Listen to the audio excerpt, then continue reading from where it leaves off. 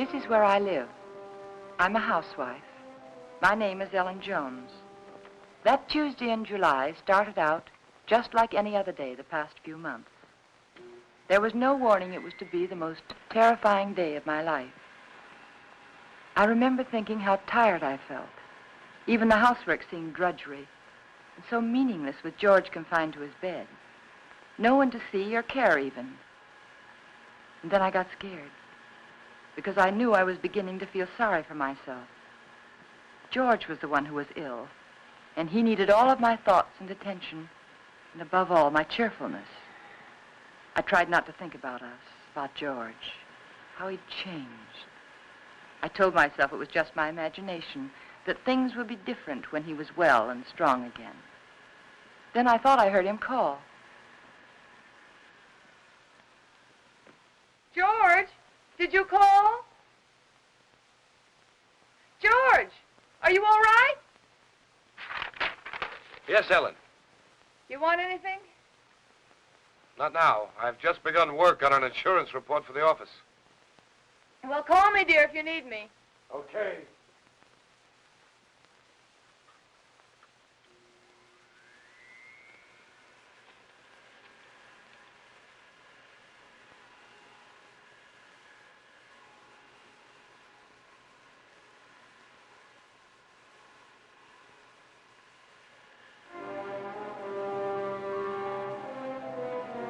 Somehow I had an odd feeling. There was something about George's voice. I found myself thinking about the first time we'd met. How different he was in those days. I remember I was sitting in Dr. Graham's office. We were talking. I played one game of checkers and 2 games of rummy, and I written letters to a wife, a mother, and a sweetheart, and I listened for a half an hour to a homesick young ensign from Texas. He was awful cute. Now, what else can I do to help boost the morale around here, huh? You could go out to dinner with me. We get about halfway through the soup, and you get a call from the hospital. You're right. Mm-hmm. I guess my courting will have to wait till after the hostilities. There's a compound fracture down the hall who's waiting to see me, but I'll be tied up for a while. Oh? They tell me he's feeling blue. You see, his wife's expecting a baby in a minute. And I think he could stand some cheering up. It's practically done. See you later, Ann.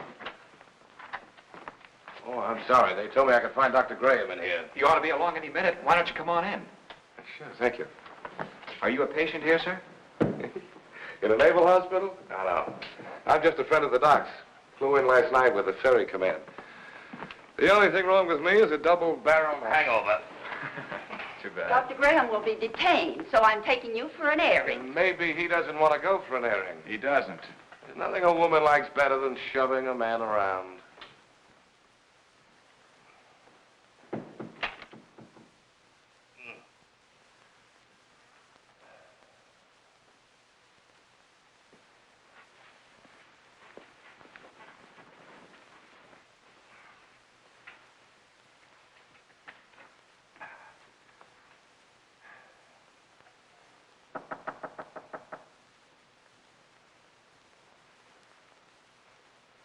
Hello. Hey. Who are you? I'm Ellen Brown. Doesn't suit you at all. It's much too plain. Oh, I'm sorry. I'd tell my parents about it, but they're still back in Kansas City. Now, what can I do for you, young man? I can think of a lot of things. Oh? Well, shall we begin with a game of cards? Mm-mm. Well, I could read the newspaper to you. I could write a letter for you. I know. I'll sit right here and you can tell me all about that wonderful baby you're expecting. Hmm? The baby you're expecting. Does Ripley know about this? I beg your pardon? Skip it. Which is your bad leg? Well, neither one of them's working very well today. Oh, my head. Is your head bothering you? Terribly. Both of them. Would you like me to rub it for you? You couldn't think of anything nicer. Good. There. Now relax. Oh, close your eyes. Now just think of something pleasant. Pretty soon you'll be going home to your wife. Won't that be wonderful? Hmm. Think what she looks like. How pretty she is. Lovely. Beautiful blue eyes, short nose, soft brown hair, and lovely, kissable lips. Well, there's nothing wrong with your morale, young man. I'll recommend to the doctor that you be sent home to your wife immediately. Hey, wait a minute. Wait, you're all dressed. Naturally. Well, George! Hello, Randy. Son of a gun, what are you doing here? Enjoying myself immensely? his leg isn't even broken. No? No, it Hey, isn't. Doc, what kind of nurses do you have around here anyway? Hey, what goes on here, Ellen? But when I came in here, he was lying there all covered up, and he let me make an absolute idiot of myself. Rubbing his head. Both of them. Best cure in the world for a hangover. Ellen, this is George Jones, an old and untrustworthy friend of mine. Now, remember, I saw her first. George Jones. The name suits you perfectly, completely undistinguished. I wouldn't say that, honey. Someday you may wind up wearing it. Wait. Shall we go? She's cute. It was pretty depressing having a medical student for a roommate. Oh? He was always dissecting something, including me. You gotta know what's going on inside if you expect to understand the outside. Yeah. Excuse me, sir, but you're wanted at the hospital. There's an emergency. Oh, Ran, I'm sorry. So am I. Well, back to the salt mines. See you folks later. Not if I can help it. I intend to keep you to myself for the rest of the afternoon. Oh? And for the next 2 weeks. Oh. When a lonely prospector strikes gold, he doesn't yell for his friends. He stakes a claim. How about some lunch? Yes, I'd love it. I don't like to make love on an empty stomach. No, neither do I. Especially to a perfect stranger. My Ellen, wherever did you get the idea that I was perfect? Oh, you. Would you like to switch boxes like we did when we were kids? Naturally. Oh, rather. Fried chicken, potato salad, tomatoes, cookies. Oh. Gay rations, canned hams, powdered milk, chewing gum, and 4 cigarettes. Coffee. Honestly, is that the best you could do? That's the best I could do with no ration card. Oh. Now, if we were to combine forces, pool our resources, I think we might do very well together.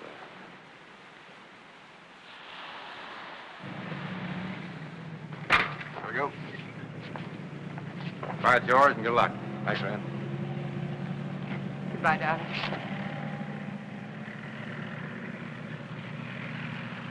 Take care of yourself. I'll be back, honey. Remember that, I'll be back. Of course. Of course. And I'll never let you go.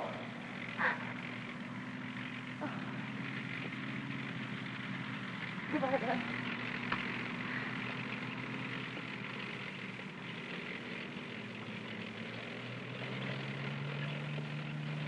Quite a guy. Yeah, quite a guy.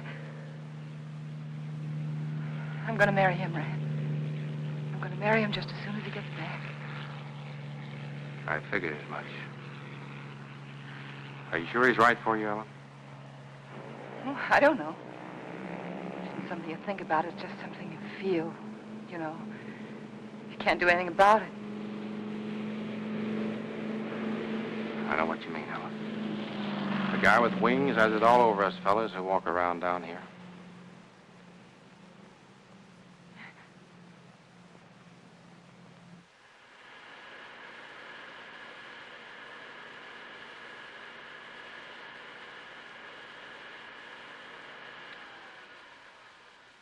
I'm coming up now, dear. Do you want me to bring you anything? No.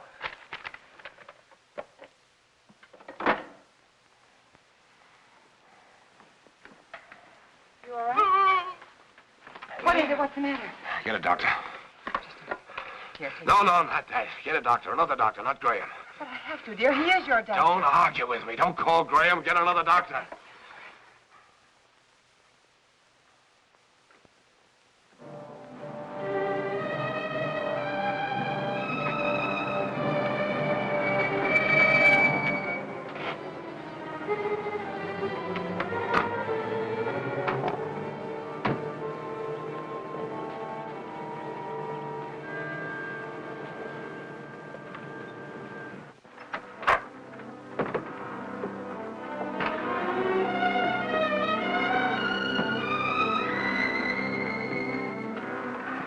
He didn't want the medicine, but I made him take it. Good girl.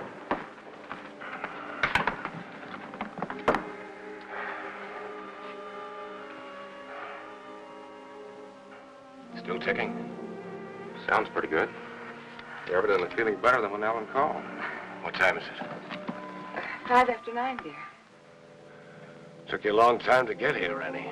Oh, I know it seems like it, but he came just as soon as I called him. How long did it take? About 20 minutes. Fortunately, Ellen caught me as I was leaving on another call. Yes. Is there some alcohol in the bathroom? Yes. 20 minutes. I got that pain over 45 minutes ago. Why did you delay it? I didn't, dear. I lost a lot of time trying to get another doctor. But you needed him so badly, I had to You go. know best. You always know best nowadays, don't you, Ellen? No, it isn't that. I just knew that he'd come sooner than anyone else. He's our friend, George. Fella's better already. Rennie, let's not kid each other. We both know where I stand. My own insurance company wouldn't put a nickel on me. Now, look here. All of us in that same boat. Automobile taking an unexpected turn, a brick falling from a high building, heart condition like yours. They're all hazards, but that doesn't necessarily mean they'll ever happen. Think of all the chances you took during the war. You didn't worry about them. Came out feeling better when you went in. Now, the only thing you have to do is lie here in bed and let us help you get well. Isn't that right, Ellen? Yes, that's what I keep telling him. You're lucky in many ways, George. You have a wonderful wife. She's developed into a fine nurse. I don't think I'll be tying up her exclusive services much longer. Now, you've got to cut out this way of thinking. Yeah, I know. Would you mind, Ellen? I'd like to talk to George alone. No, of course not. I'll be across the hall if you need me. Those were pretty morbid things you were saying in front of Ellen. Has she complained? Certainly not. But you got to think of her, too. She's looking a little worn. Now, when you get these ideas, try using a little mental therapy. Next, you'll be telling me I ought to see a psychiatrist. Might be a very good idea. You doctors are all alike. You can't cure a patient, you tell him it's all in his mind. I'm trying to help you, George. You know that. I'll drop in again this afternoon. Maybe we can talk this thing out. Yeah, maybe we can.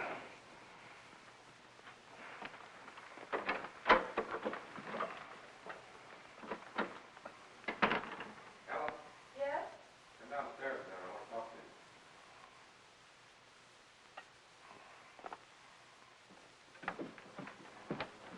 you. Ellen, did anything particular happen to upset George this morning? No, not that I know of. Why, do you think he's worse? Frankly, I don't like his mental state. Well, I think maybe it's just the hot weather. Depresses him. He's been a very active man. It's natural for him to be depressed, but Yes. when a man's at a low ebb mentally and physically, he's prone to all sorts of imaginary fears. Yes, I know. I'd feel better if he were in the hospital for a while. No, I don't think so. Well, you want what's best for George, don't you? Well, of course, that's just it. I think it would upset him terribly. You see, he doesn't seem to want anyone else around him except me. Well, this morning, he didn't even want me to call you. Oh, it isn't that he's disloyal, Ran, or has lost confidence, but lately, he seems to have taken these sudden dislikes to people. Look, Ellen, Yes? you and George aren't just patients, you're friends. George is up there brooding, and I don't like it. Could develop into something serious. If you won't send him to the hospital, I want you to have someone here to help you. I'm sure you know what's best, Ran, but honestly, I don't know how George will take it. Well, he doesn't even seem to want his aunt around anymore. Ellen, I don't think it's wise for you to try to handle this alone any longer. You're stressed to the breaking point already. I'll take it up with George this afternoon. All right. I better get back upstairs. No, Ellen. Let him relax for a while. Oh, all right. Give the medicine a chance to work. Yeah. I want you to relax, too.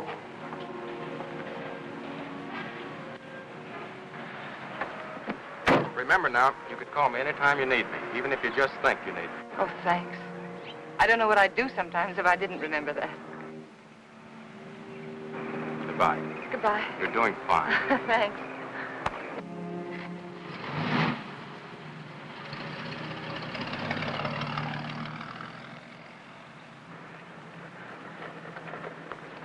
Stand where you are.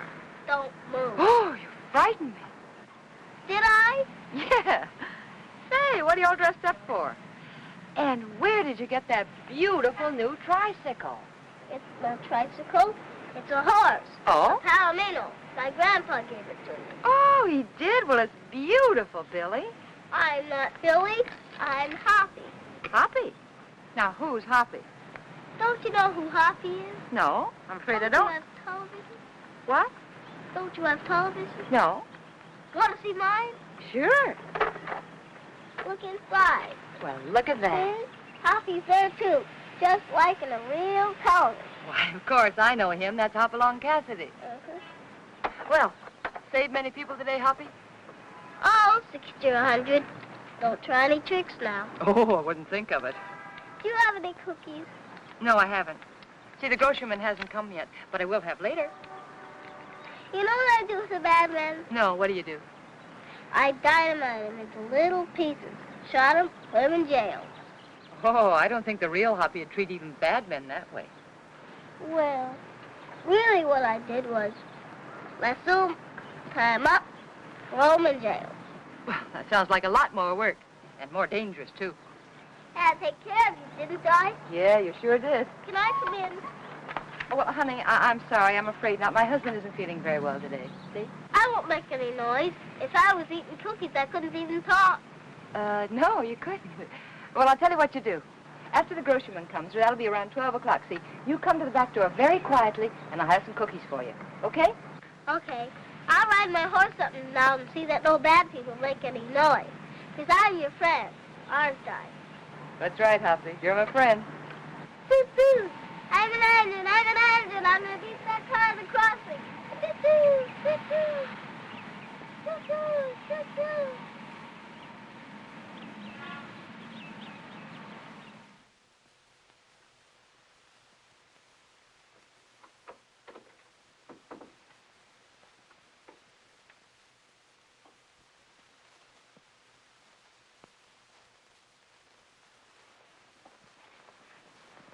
Well, George, you weren't out of bed just now, were you?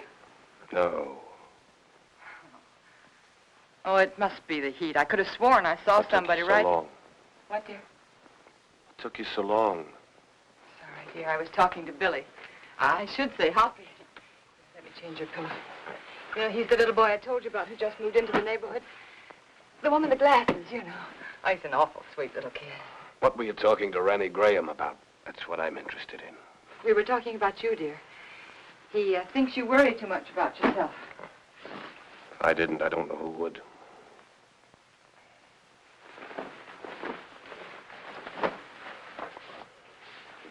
George, ever since you got out of bed yesterday to see if you could walk, I've had it on my mind.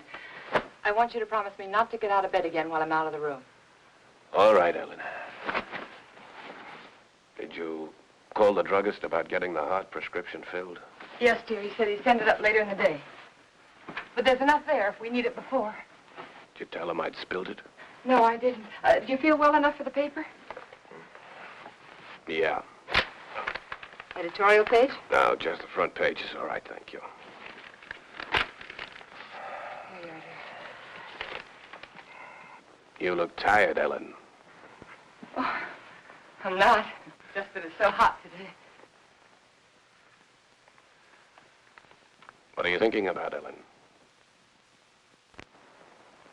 Well, you know, I was just thinking that everything in our lives, every breath, every thought has been for ourselves. I don't think people can do that and be happy. Do you? You're getting a little confused, darling. It was me that Rennie Graham told to change my way of thinking. Oh, no. I mean, it was my fault, too. I just wasn't strong enough to help you. But we could change all that now. Ellen. Could make all the difference in the world, George. Come here, Ellen. Yes? What's the first thing you do? When? When I'm out of this bed again, away from the house? Just be so grateful that you're well. I think I'd try to do something to somebody. I mean you. For your own self. Oh. I'd like children. Yeah. Yes. And then I'd like a garden. A real garden. Like the woman next door has. And I'd find out about flowers and things, and I'd compare notes with every other woman on the block. So you'd have a garden and children, huh? Oh, isn't it good to plan again? Kind of gives you something to hold on to, doesn't it? Oh, my, it takes a long time for things to sink in, doesn't it? But you always said that, George. You always said make a plan for everything and then stick to it. All right. All right, our plan now is for you to get well. And then afterwards... You must think I'm very stupid. Stupid? Don't you think I know you're in love with him? In love with whom? Graham. Well, that's the silliest thing I ever heard of you. You're not as subtle as you think you are, Ellen. It's quite obvious. First, I thought it was just an infatuation, but now I realize it's more serious. Serious to the point where my life is more in danger from your heart than mine. George, what are you talking about? I almost feel sorry for you, Ellen. He overrated you, Ellen, just as he underrated me. You haven't the courage or the intelligence he thinks you have. Please don't talk like... Do you suppose I don't know he told you to rake over these old coals this morning? No, dear, he didn't. Convinced me I was a failure by making me impossible promises? I know something about my own sickness. I know what happens to a George. man when you take away his self-respect. George, I know I know what that. happens when you constantly upset. George, this is wrong. I know it is. Please don't upset yourself anymore. Please. That's what he told you to do, isn't it? Did he No. also tell you to delay getting help to me like you did this morning? How could you do that, Ellen? How could you take a man of second-rate intelligence George, like dear, that? we'll do anything you say. I'll get another You didn't doctor know right what you away. were letting yourself in for, did you, Ellen? Please don't talk anymore.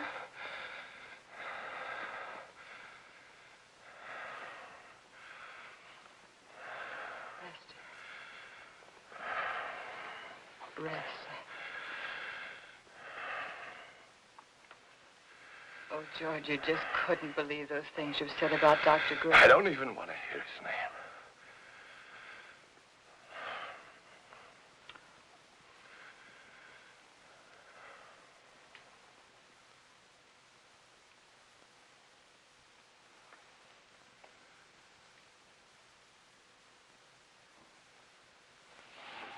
Leave it halfway up, Ellen.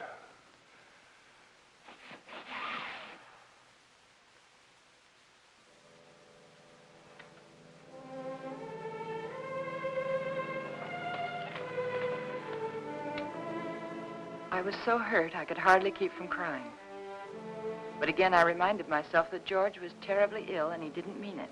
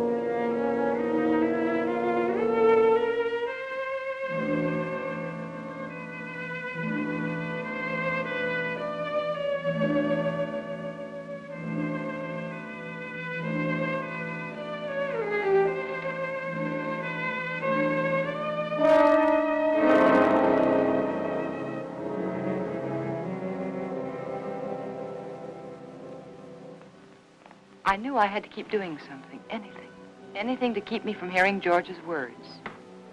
He didn't mean them. He couldn't mean them. It was his illness, the heat. And when I took his lunch up to him, I'd be pleasant and cheerful as if nothing had happened.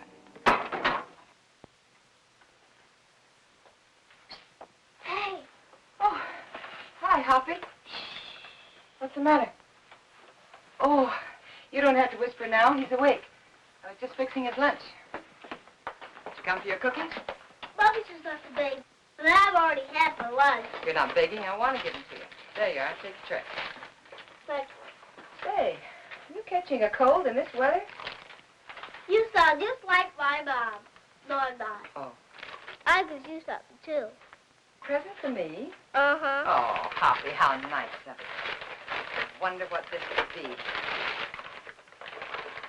Oh, that's very nice of you. Are you sure you don't want to keep it yourself? We got a big television at home, a real one. This is just a pretend one. Well, I know it is, but it's very nice, and I want to thank you very much for giving it to me. Mommy says television's good for when you're sick. Daddy says it makes him sick. Oh. Mommy lets me look at television, so I stay in bed. Well, I think that's a very good idea. I'll have to tell my husband about that. Can I see him? I can play with him if he can't go outside. Oh, well, that's very nice of you, but I don't think he's well enough to see people, dear. I won't make any noise. I'll just eat my cookies and look. Well, perhaps in a week or two when he's feeling better, huh? Okay. My horse is sick. I gotta go see my horse. Okay.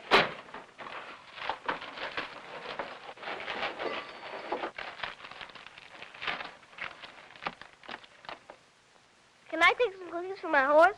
Oh, by all means, take as many as you like. I'll go see my horse now. All right. Say, honey, are you sure you don't want to take that television set with you? The man can use it, but tell him not to break it, because I gotta use it later. Well, all right, I'll tell him. And thank you again, Hoppy. Bye. Bye. I always felt better after talking with Hoppy. I wondered how he'd look without his glasses. Ah, it's a nice thing of that kid to do. Don't break it, because I have to use it again.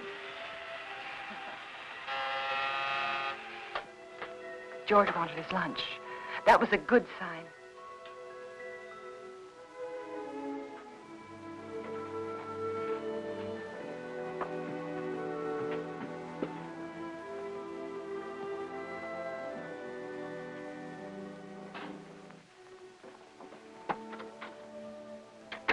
Hungry?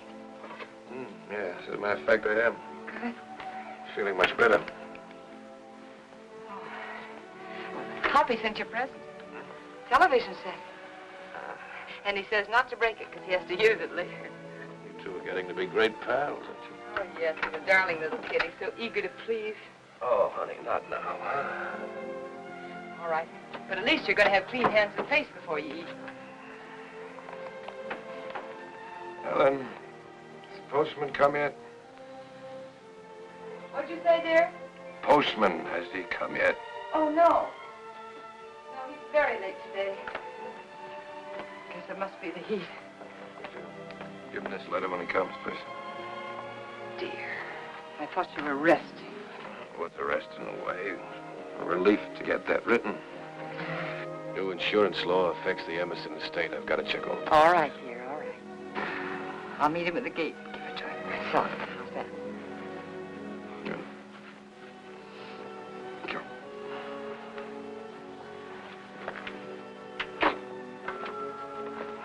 There you are. Looks good. Yeah, it is good. Oh, Ellen. Letter. Oh, sorry. And if you finish before I get back, don't try to put that tray on the floor. You remember what happened the last time? Say, you really wrote a letter, didn't you?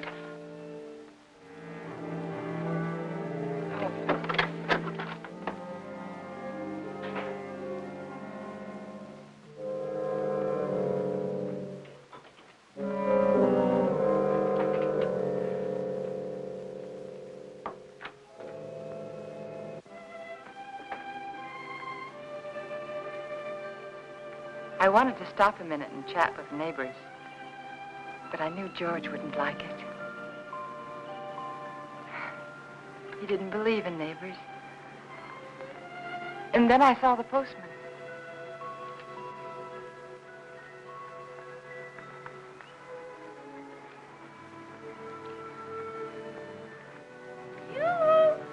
When do you think this heat's going to break? Morning, Mr. Carson. Oh, good morning, Mrs. Jones. Certainly is hot, isn't it? Oh, it sure is, especially with this mailbag. Looks heavy, all right. Now, if I'm all in now, I wonder what I'm going to be like this afternoon. Well, I guess I'll live. Yeah. Everything's so high, I've got to keep my nose to the grindstone. Yeah. Got a pension plan. Did I tell you about it? Yes, you did. Well, you got to follow it to a T. Every penny counts. Yes. You know, my wife doesn't understand that. She says I'm an old penny pincher. No. But I told her that Mr. Carson, would you take this letter for me, please? Thanks. I'll swear I bring in more mail than I take out. Well, I'm sorry. I'd run up to the mailbox with it myself, but I don't like to leave the house so long with my husband being ill and all, you know. No, I never figures how it slows me up lugging everybody's mail around this awful heat. Sorry. My feet are throbbing. Your feet ever... Yeah, I know just what you mean. You know, I ought to be way out in Pine Avenue and Merritt Street, but noon with the way I'm going, I won't be out there till 1 o'clock. Sorry. Well, with everybody giving me mail to take back. Is that mail for me? Huh? That mail, is it mine? Oh, yes. Excuse me. Thank you. It's all right. It's that retirement plan that keeps me going. Yeah, I'll bet it is. Well, thanks again, Mr. Well, Garcia. you're welcome. Well, glad to see your husband's well enough to be up, Mrs. Jones. Goodbye. I wish I could lie down for a while.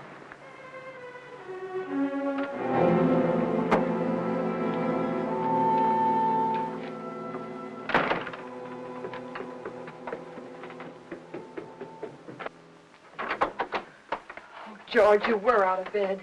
And you promised me You know I wouldn't. can't get into bed in my condition. But, dear, the postman said he saw you at the window. Did he, really? Well, no, he didn't actually say he saw you. But... Postman's got a touch of sunstroke. Yeah, me too, I guess. Hot wind certainly doesn't help much. You finished? It's very nice, thank you. I'm glad you got that letter off. Come over here, Ellen. Sit down.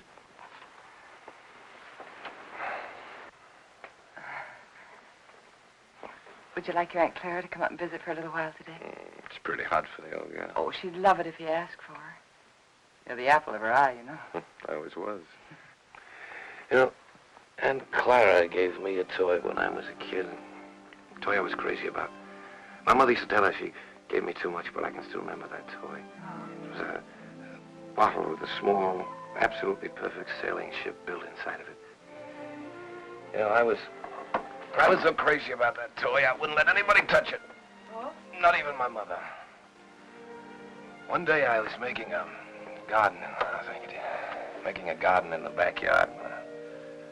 A neighbor boy came running out of my house with my ship in his hand. Somehow I got it away from him without breaking it. I don't know what I said to him, but he looked awfully scared and white. And suddenly I was frightened too, thinking he might have broken it, the ship, I mean. I picked up the little rig I'd been playing with and began hitting him with it. And where his face had been so white, it was all blood.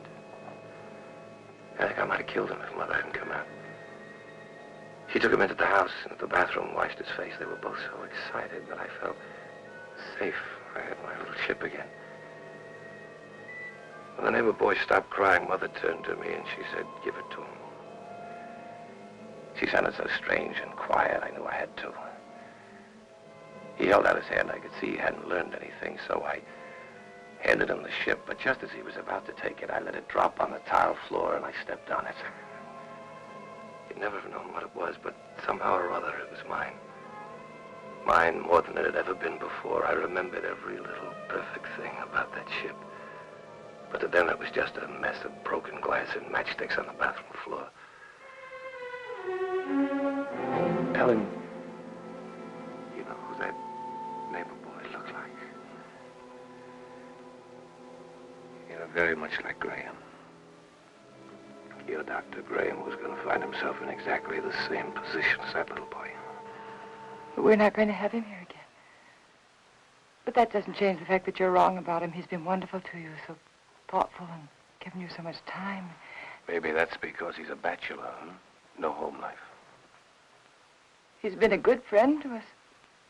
Ellen, time's limited, so you must listen carefully. Randy Graham may have you, all right. But he'll be disappointed with what he gets. George, please.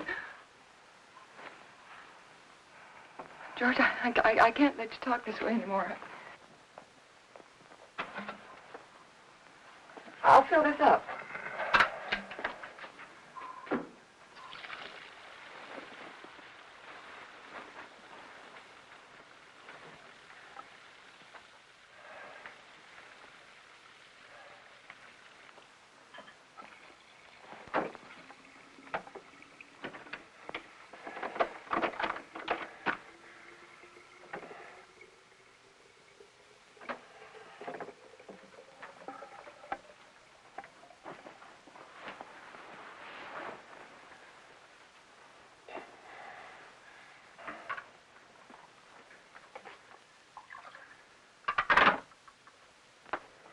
I'll be downstairs if you want me. You'd better wait, Ellen. I've written the district attorney asking him to make a complete investigation if anything happens to me today before he can get help to me. Why do you torture yourself like this? Why do you imagine things that don't exist? A letter exists. It proves you're trying to kill me. But I'm not. I'm not. If I can't help you, George, then I'm going to get someone else in who can. It's not me that needs help now, Ellen. You gave that letter to the postman yourself just a while ago. Yes? Yes, I gave him the letter, the one that you wrote about insurance policies. I knew you wouldn't recognize a district attorney's name if you saw it. Nobody ever does. Isn't that strange? Everybody knows there's a district attorney, but nobody ever knows his name. We are going to get someone else in, another doctor, because this is all in your mind. My mind is fine. Just to reassure you on that point, let me tell you that letter was about insurance. I told the district attorney how much insurance we had on each other's lives. And if either one of us died, the other would do very nicely for the rest of his life. Or her life very comfortably indeed. Oh. I also told him how you and Dr. Graham, how you were working together to aggravate my condition so it wouldn't look like murder. George! I also told him how you were gradually giving me overdoses of the heart medicine. But that isn't true. Anyone would know that isn't true. Would they? Why is that bottle almost empty, huh? We only got it the other day. Well, you told me that you spilled it on the tray. You told me that yourself, George. You didn't tell the druggist that. Oh, Mr. Phillips will make an excellent witness against you, Ellen. He'll be the first if anything happens to me. And let me tell you, there'll be others. The letter takes care of everything. The druggist, the medicine, the doctor, he's in it too. Oh, you've implicated your old friend Graham, you know. Nothing's going to happen to you. I don't know whether you're doing this to frighten me or not, but I'm going downstairs and get that letter back from that postman.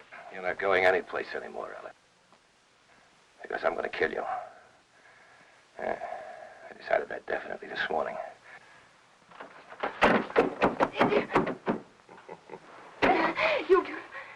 You couldn't mean this, George. You couldn't. George, you know I wouldn't hurt anybody. Anybody, much less you. George, think, it's me, it's Ellen, it's Ellen. But you did want to be rid of me. It was in your mind. That's why you feel so guilty, isn't it? No. The letter will take care of Graham. I'll take care of you myself. I'll make it look like self-defense. Please don't. There are just too many things against you, Ellen. You used to say that you were lonesome until you met me. George. George, you love me. I loved you, George. And since I've been sick, since he's been coming to the house, you've hated the sight of me. No, I haven't.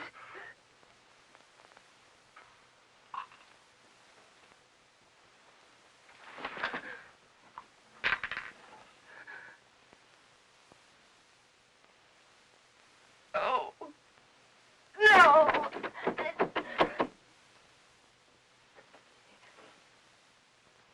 Keith.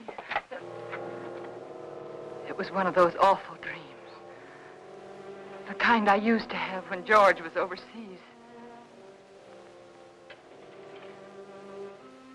That man lying there was George, my husband. He was dead. He died trying to kill me.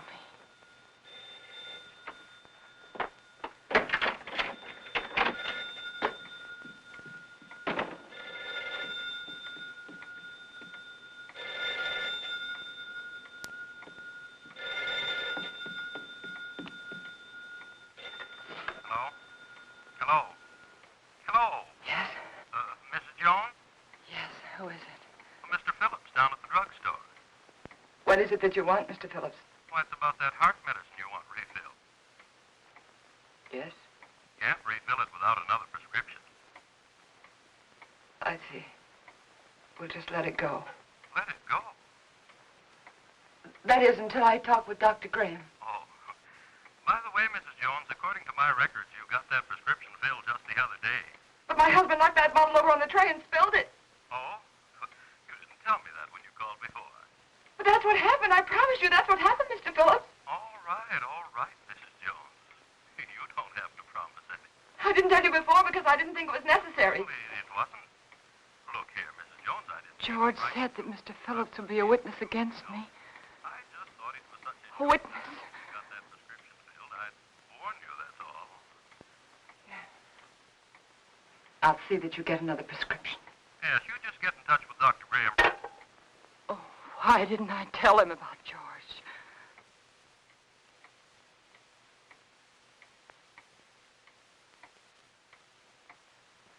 That letter. I had to get that letter back. I couldn't tell anyone about George until I got that letter back. I could feel the woman next door watching me. Maybe she'd be a witness against me, too. She could tell them how I ran out of the house and then back in again. How strangely I was acting. It wouldn't matter what she thought if I could only get that letter back. I tried to think, which way did he go?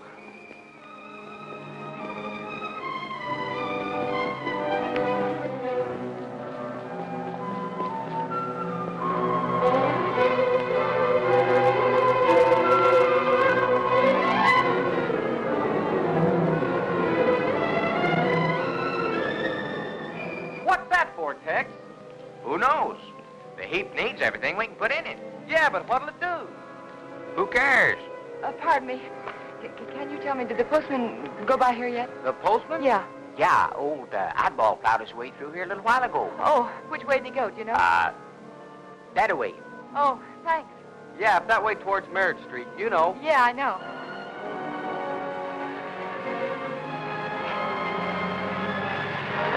Oh, I'm sorry.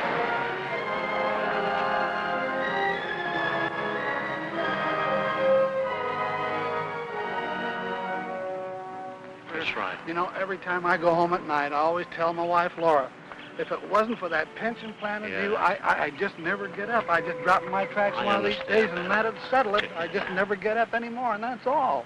You know how it is. Hello, when Mr. you have... Carson. See you later, Joe. See you later, Mr. Jones. Well, Mrs. Jones, what are you doing out this way? I was visiting a friend. Oh, that's nice. I wish I had more time for visiting. But by the time I get home at night, I can just hardly make it up the stairs. I tell Mr. my Carson, wife remember that letter I gave you this morning? Yeah, I suppose so. I'll pick up funny letters. Why, what about it? Well, I know it seems silly, but I mailed it by mistake. It wasn't even finished. Yeah. Now, what did you do that for? Well, I don't know. I guess I was just so busy. Finish it up and mail the rest of it tomorrow. They'll get it in 2 installments. Now, you wouldn't want me to do that. May I have the letter, please? First, I pick them up and carry them around for miles, and then they want them back again. Well, I'm sorry, but you can understand why I wouldn't want it to go out unfinished. Yeah, I guess so, but all these delays count. Keep me on my feet longer than I ought to be. Well, it won't be much trouble, will it? Yes. Yeah, here it is. Thank you. Now, look, you shouldn't have given me this letter in the first place. Why?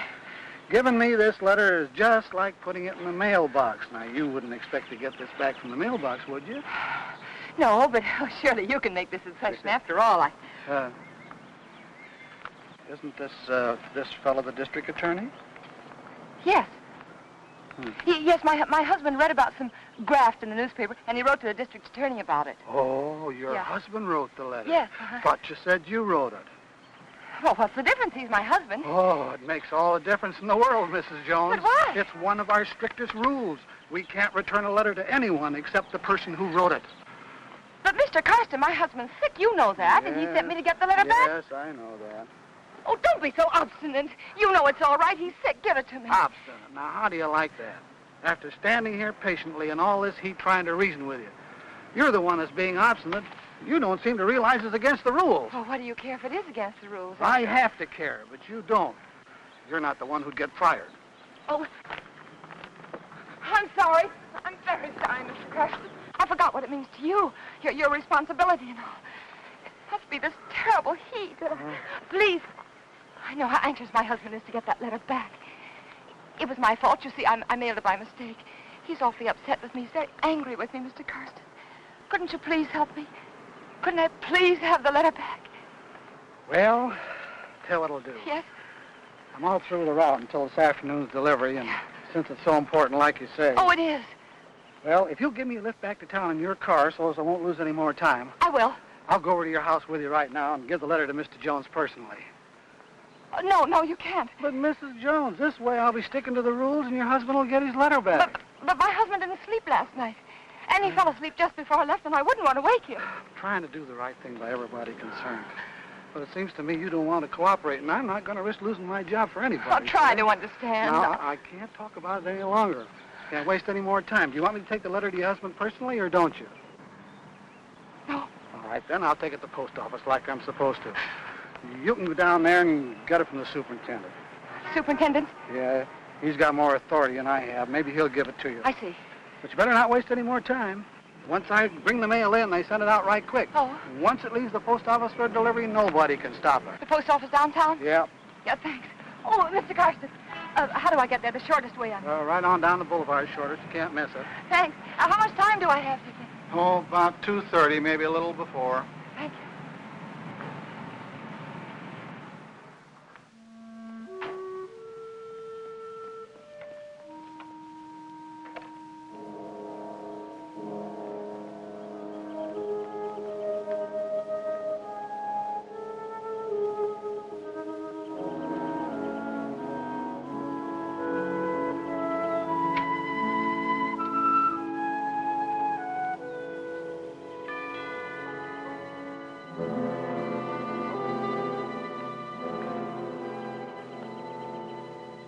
Ellen?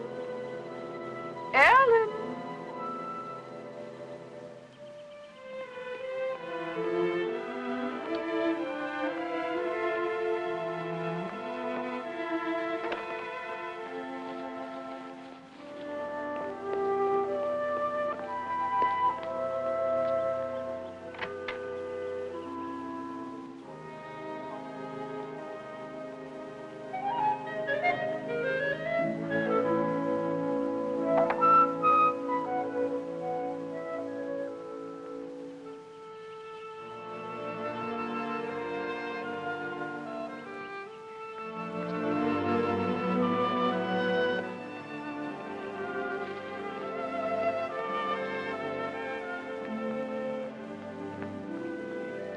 Pardon me. Yes? Have you seen Mrs. Jones this morning? Yes, she went out about half hour ago. Went out? Yes? But what about George? Mr. Jones. She hasn't gone off and left him alone, has she? Well, Her husband's sick, you know. so I've heard. Of course, I never really met them, though I haven't lived here long. I can't imagine her going off like that. I'm Mr. Jones's aunt. I made him some jellied consomme. I packed it in ice. It's melting. I never dreamt I wouldn't get in. I could tell you where the key is. The key? Perhaps you'll think it's nosy, but I happened to see her when she locked the door. Well, isn't that good of you? The front door? Yes, it's right over there, above the door. Thank you. I don't know how you stand in the sun without a hat on. I'd dry up like a pea.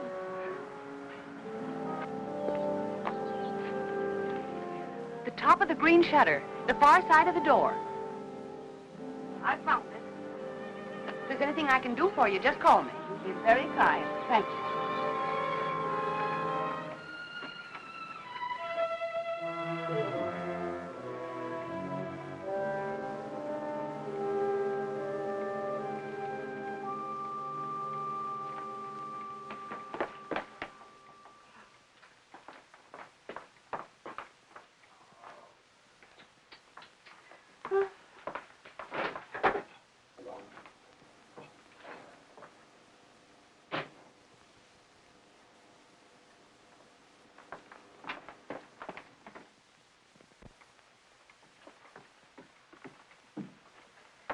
Aunt Clara. Ellen, how on earth have you been? Have you been upstairs? Well, I was just going up. Oh, why are you so out of breath? Why, I've been running and... Running in all this heat, you should have more sense. How did you get in, Aunt Clara? I found the key on the ledge. Oh, there, look at that. It stripped right down my dress. Now it's ruined.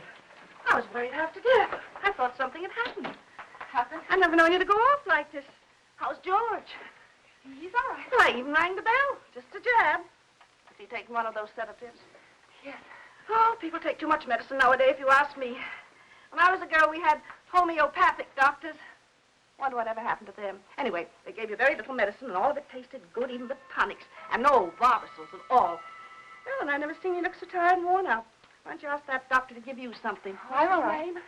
Looks a little young to me to be a good doctor. After all, if you and George like him so much, confidence is half the battle. Ellen, you look awful peaked. Ellen, you're not letting yourself go, are you, dear? Oh, I know I look terrible. When George fell asleep, I had some errands to do, and I'll get you some. I just thought I'd go and take care of them without bothering to change. You know how it is. You sure you're all right? Yes. Why don't you go upstairs and lie down for a bit, dear? Take a little snooze. It'll do you good. I'm not tired. Really, I'm not. Well, after all. Oh, Clara, I have so much to do today. Oh, sit down, Ellen. Lean back. Relax. You will be on your back before you know it if you don't watch out. After all I want to do is to help. From now on, I'm going to have more time, too. Ellen, I forgot to tell you. I resigned. Resign? From the Helpers Guild after 15 years. I'm not helping anymore. I'll leave the kitchen door open, and then we can talk while I'm cleaning up out there, all right? Oh, you might as well. You're so fidgety. Oh, Ellen, while you're on your feet, will you bring me a damp cloth? For 15 years, I was in that guild. And for the past 5, I was treasurer. And for the last 3, they were promising me the presidency. So what happens? Last Tuesday, they let Cora Comstock. You know, Zachary's brother's wife. Well, I was furious. Zachary said I was hasty. But after 15 years, you know, I've never known a small woman yet who wasn't always boasting about her little hands and tiny feet and trying to run everything. The best I can do. You think I was right? 15 years, after all. Zachary was upset. He says I need lots of outside activity, lots. And I agree. That Cora, she hasn't got a reflection of bone in her body. I thought if she didn't stop, I'd scream. He's playing a late game because of the heat. I always tell him he plays too much at his age, but that's just one of the worries of being married to an older man. Oh, Alan, why don't you have some of that jellied consomme? At least it was jellied when I left home. Tried. It's tasty, and it's full of vitamins. I'd like someone to enjoy. After all, it ruined my dress. Oh, I think I'll run up and pop in on George. If he's asleep, you can tell him later that I peeked him. Hey, Clara! Clara! What is it, Ellen? Okay. There's something I must tell you. Oh, what is it, dear? What's the matter? Are you having trouble? Yes. I didn't want to tell you, but now I think that I must. Don't. Take my advice and don't. You'll only be sorry later that you did. I thought it was funny your being out like that and not going up to see George when you came in. But you don't understand. Yes, I understand. I'll just say goodbye to him. No, please don't. I didn't want to tell you this, but George said that the last time you came to see him, you upset him terribly. And he said to tell you that if you came again today, to tell you that he just couldn't see you. Upset him? You must remember he's ill. Upset him? Well, I've a good mind to tell him something. No, please. Well, I wouldn't think of humiliating myself. He knew I was here all the time. Well, he's rude, mean, and selfish before he was sick, and he's rude, mean, and selfish since he's been sick. I'm sorry I had to tell you this. Well, I thought when I first met you, you'd do something for him, change him somehow. But I must say he hasn't changed at all. He's worse, if anything. And Ellen, you can tell George for me that a man wrapped up in himself makes a very small package. I wondered how much time I had. She was right. I must look awful. I had to fix myself up before I could go to the post office. I had to go in there. I was terrified, but I knew I had to.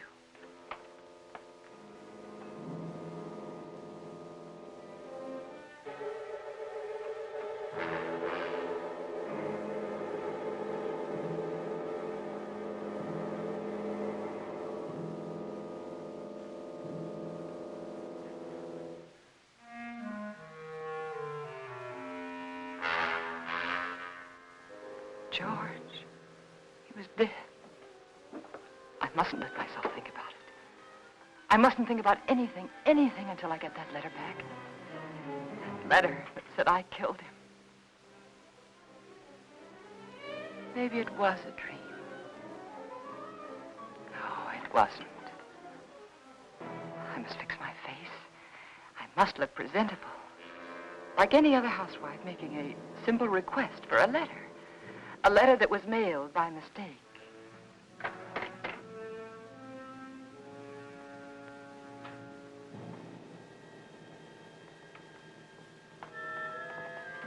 The gun. It was still in George's hand. Somehow I knew I shouldn't leave it there.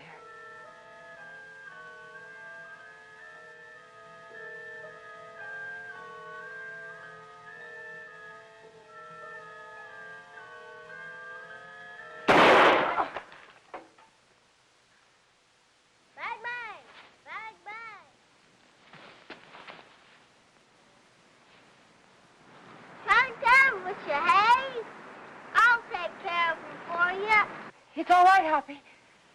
It was the radio. I just turned it off. Need any help? No, everything's all right. I see it. Bang, bang! Bang, bang! Hi, gotcha. I prayed that no one else had heard that shot.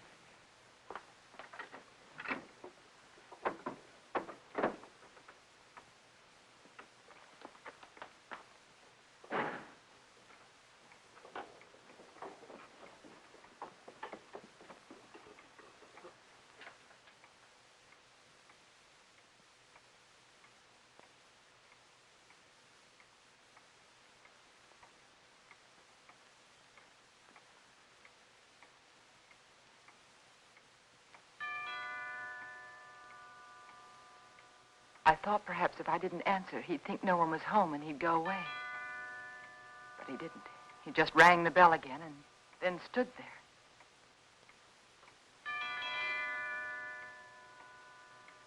Then I knew I had to get rid of him.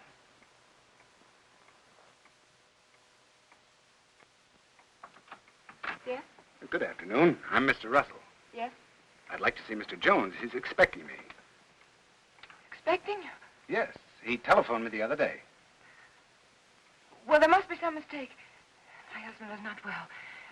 He isn't able to leave his bed. He told me he was ill, but he did telephone to be here this afternoon. Well, nevertheless, he isn't well enough to see anyone. It's a business matter, Mrs. Jones. I'm sorry. But the doctors forbid him to see anyone. He warned me that I'd get some resistance from you. He did? He explained that you were over-solicitous about his health, but that I wasn't to take you seriously. Oh. Your husband only wants me to authenticate some legal papers. I'm a notary. Won't take but a few minutes. I'm sorry. I've already told you he isn't well enough. He's had a relapse. The doctor just left here a few minutes ago. And he said he wasn't able to see anyone today. Not anyone. Well, I'm sorry to have bothered you, Miss Jones. Oh, that's all right. I'll leave my card.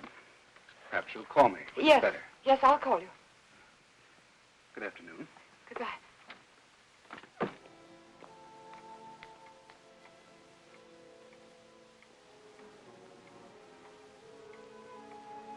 Could he be another witness? Couldn't think what I'd said to him. Oh, I'd have to be more careful.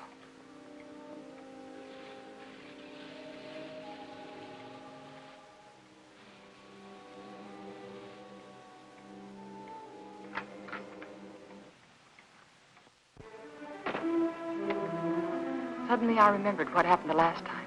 I had to be sure no one could get into the house.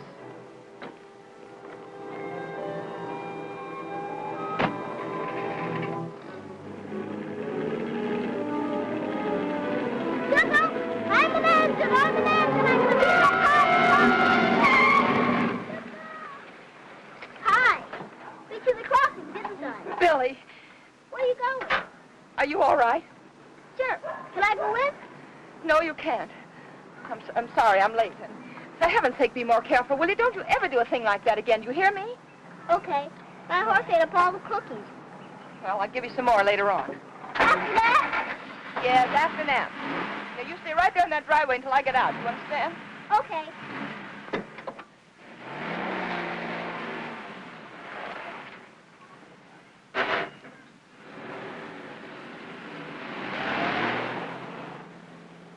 All I remember about the drive downtown was I kept thinking, this time I must control myself. I must keep calm.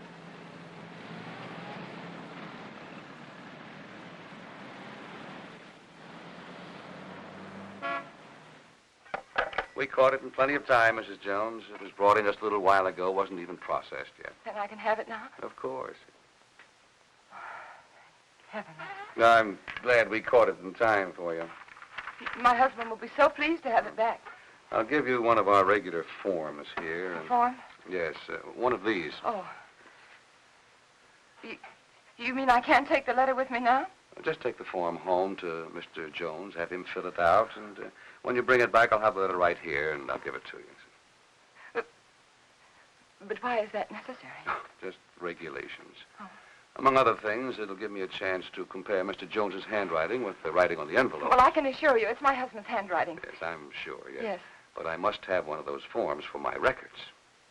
Oh. But my husband's been very ill, and everything bothers him so.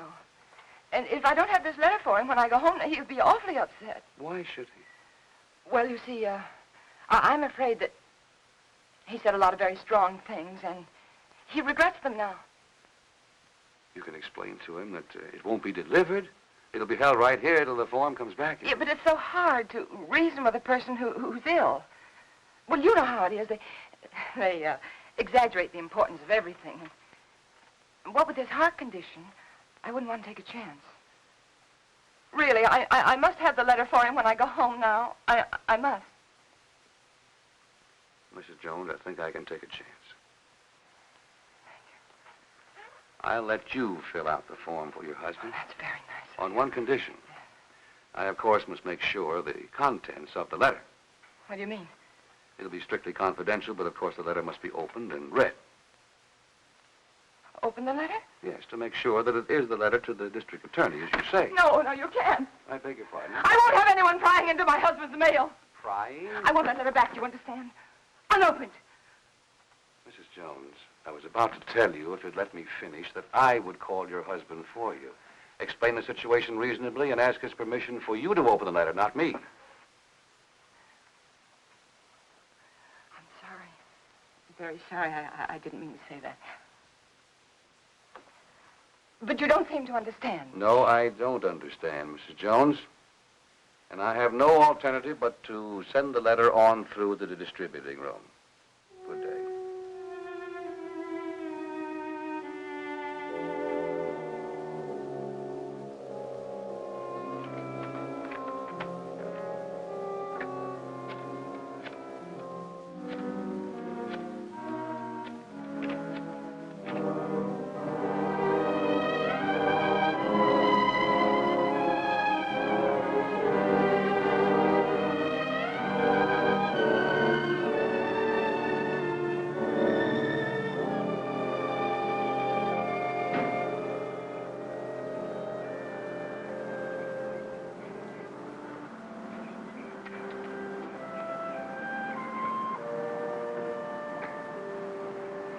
Mr. Jones. Mr. Jones. I don't want to intrude, but I couldn't help noticing you all day long. I've had the feeling that something was wrong, and I'd so like to be able to help you. Oh, I know we haven't been too neighborly, but trouble's something else again. Can I help you?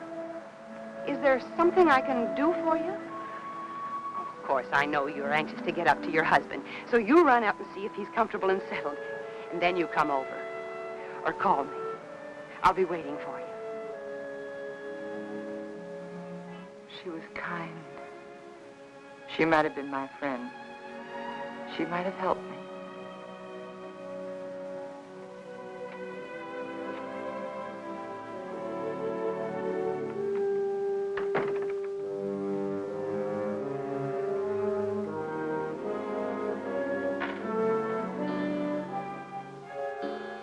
And then I remembered Rand.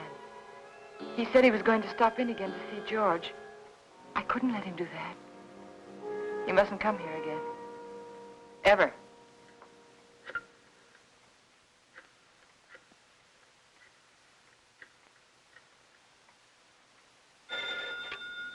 Dr. Graham's office.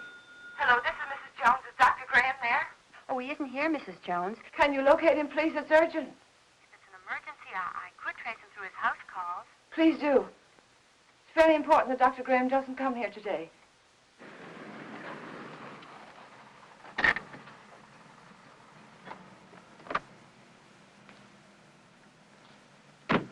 Now, I hope you understand. Of course. I'll do my best. Goodbye. Bye.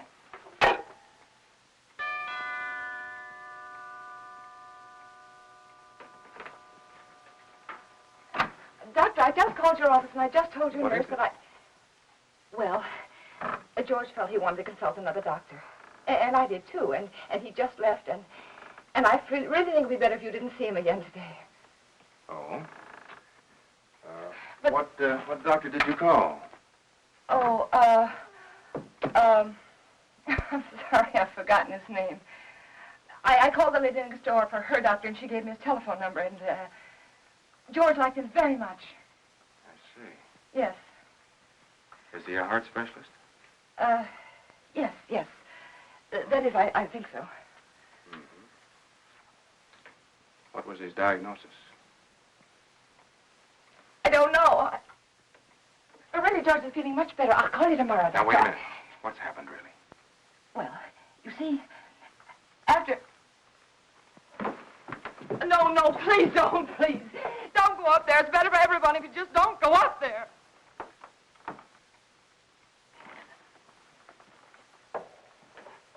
Helen. Is he dead? Yes. He had a gun. He tried to kill me, but before I could shoot, he... Take it easy, Ellen. Take it easy.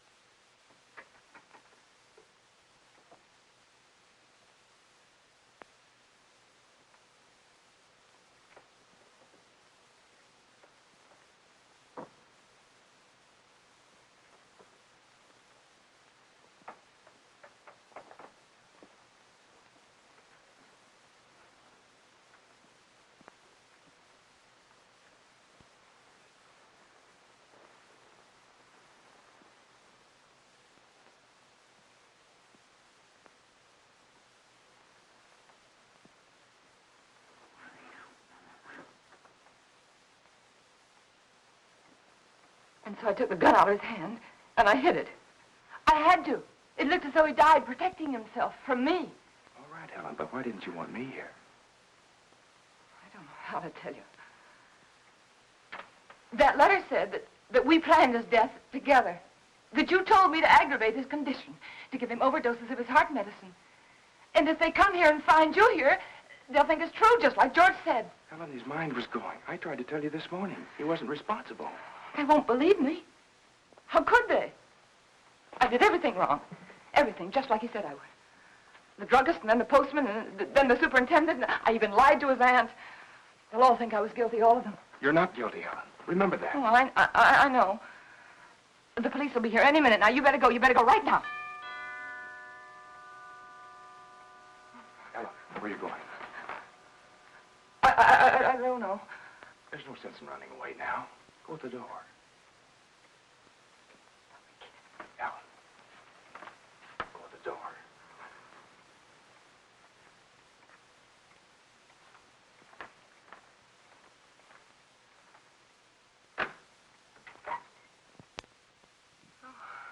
Hello, Miss Jones. I got a letter for you this afternoon. I didn't put it in the slot because, well, I guess I should feel kind of funny coming here like this after what happened between you and me this noon. But it's all right. I understand. Here's the letter you gave me to mail this morning. What? Surprised I didn't realize it at first, a thick letter like that and only one stamp. Those public officials like the district attorney won't accept postage due mail, you know. Insufficient postage? Yeah, the other end just won't pay the postage in these cases, and we have to return them to the senders. How do you like that? Not enough postage, and we have to deliver them twice. Yes. Crazy business.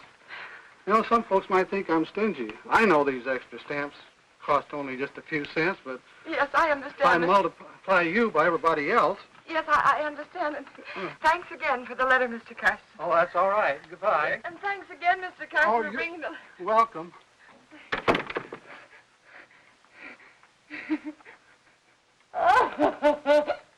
Oh, it's so funny. It's so funny. Go ahead, it'll do you good.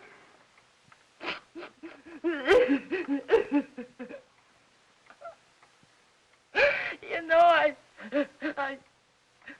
tried so hard to get... All right, Ellen. You've got it now.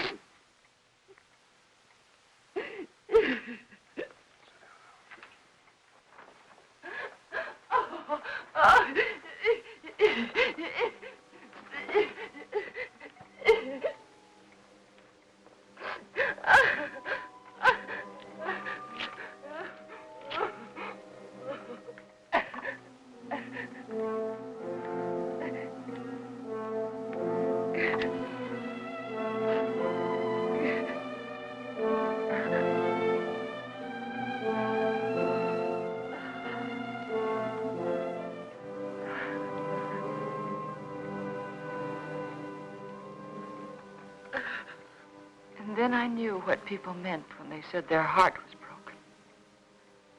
All that was left of George and me and our marriage was that little pile of ashes. I knew that somewhere, somehow, I'd have to begin to live again. But right then, all I could do was pray to lose that one day.